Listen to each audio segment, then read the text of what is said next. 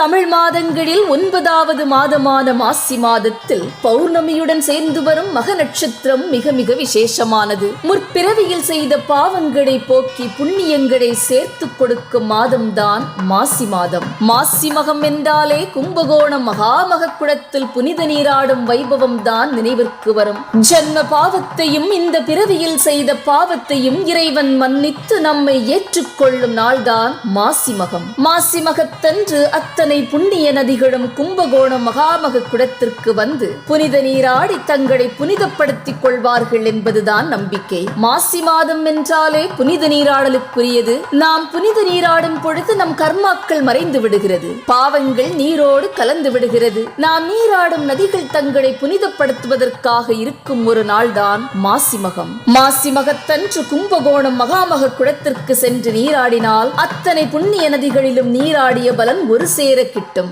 குழந்தை வரம் வேண்டி பல வருடங்களாக காத்திருக்கும் தம்பதியர் மாசி மகத்தன்று புண்ணிய நதிகளுக்கு சென்று நீராடினால் புத்திர பாக்கியம் கிட்டும். பித்ரு தோஷம் நீங்க இந்த நாளில் பித்ருக்களுக்கு தர்ப்பணம் கொடுத்து புனித நீராடுவது நல்லது. குலதெய்வத்தின் அருளை பெற மாசி மகத்தன்று விரதமிருந்து வழிபாடு செய்யுங்கள். மார்ச் 12ஆம் தேதி புதன்கிழமையன்று மாசி மகம் வருகிறது. அதிகாலை 3:53 துவங்கி மார்ச் 13ஆம் தேதி காலை 5:09 மணி வரை மகம் நட்சத்திரம் இருக்கிறது. சிவபெருமான் வர்ணனுக்கு சாப விமோச்சனம் கொடுத்த நன்னாடிது. சிவபெருமானை வழிபட உகந்த புனிதமான நாடிது. அத்தனை நீர்நிலைகளிலும் கங்காதேவி கலந்திருப்பாள். அதனால் கும்பகோண மகாமக குடத்திற்கு செல்ல முடியவில்லை என்றாலும் உங்கள் வீட்டிற்கு அருகில் இருக்கும் நீர்நிலைக்கு சென்று நீராடி வாருங்கள். மனிதர்களின் பாவத்தை போக்கும் மகத்தான மாதம் மாசி மாதம். 7 ஜென்ம பாவங்களை அடியோடு போக்கும் நாள்தான் மாசி மகம். 12 ஆண்டுகளுக்கு ஒரு முறை கும்பகோணத்தில் மகாமக உற்சவம். கும்பராசியில் சூரியன் இருக்க சந்திரன் மக நட்சத்திரத்தில் சிம்ம ராசியில் சஞ்சரிப்பான். பல கோவில்களிலும் மாசி மகத்தன்று தெப்பத் திருவிழா நடைபெறும். பிறவி பெருங்கடலில் விழுந்த இன்ப துன்பங்களை அனுபவித்துக் கொண்டிருக்கும் ஆன்மா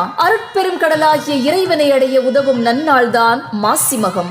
இஷ்ட தெய்வங்களை வணங்கி தான தர்மங்களை செய்தால் சுபகாரிய தடைகள் நீங்கும். பிறவி பெருங்கடலை நீந்தி கடந்து மோட்சத்தை சேர முடியும். கேதுவின் நட்சத்திரமான மக நட்சத்திரத்தில் சந்திரன் வருவதால் மாசி மகத்தில் பிறந்தவர்களுக்கு அரசாளும் வாய்ப்பு கிட்டும். கர்ம வினைகள் நீங்கி தரித்திரம் விலகி கோடீஸ்வரனாக மாசி மகத்தன்று அன்னதானம் செய்யுங்கள். உடலுக்கு அதிகாலை நீராடுதல் எவ்வளவு முக்கியமோ அதுபோலவே புண்ணிய தலங்களுக்கு சென்று இறை வழிபாடு செய்வதும் புண்ணிய தீர்த்தங்களில் நீராடுவதும் ஆன்மாவிற்கு சிறந்தது. எந்த பாவத்தையும் போக்கும் வல்லமை எப்படி காசி நீராடலுக்கு இருக்கிறதோ அதே போலவே கும்பகோணம் மகாமக நீராடலுக்கும் இருக்கிறது.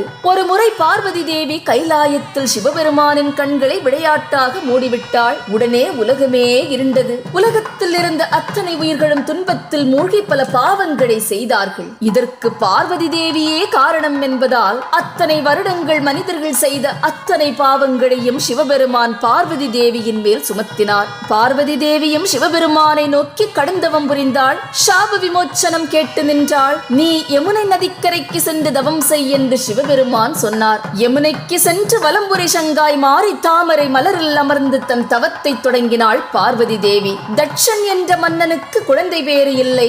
இறைவனை நோக்கி வேண்டுதல் செய்தான். பார்வதியே உனக்கு மகளாக பிறப்பார் என்ற வரத்தை கொடுத்தார் சிவபெருமான். தட்சன் தன் மனைவியுடன் ஆற்றுக்கு நீராட வந்தான். தாமரை பூவில் இருந்த வலம்புரி சங்கை பார்த்தான். அதை கையில் எடுக்கவே ஒரு அழகிய பெண் குழந்தையாக மாறியது. தாட்சாயினி என்று பெயரிட்டு வளர்த்து வந்தான். பார்வதி தேவியை தட்சன் கண்டெடுத்த நாள்தான் மாசி மகம். மாசி மகத்தன்று சிவபெருமானை வழிபட்டால் சிவதீட்சை பெற்ற பலன் கிட்டும். சிம்ம ராசியில் குரு சஞ்சரிக்கக்கூடிய அற்புதமான நாளிது. மக நட்சத்திரத்தின் அதிதேவதை பித்ருக்கள். மாசி மகத்தன்று பார்வதி மற்றும் சிவபெருமான் இருக்கும் படத்துக்கு பூஜை செய்தால் திருமணத் தடைகள் நீங்கிவிடும். சிவபெருமானுக்கு முருகபெருமான் உபதேசம் செய்த நாளிது. மகத்தில் பிறந்தவர்கள் ஜகத்தை ஆழ்வார்கள் என்று ஒரு பழமொழியும் உண்டு. மக நட்சத்திரத்தின் அதிபதி ஞானக்காரகனான கேது.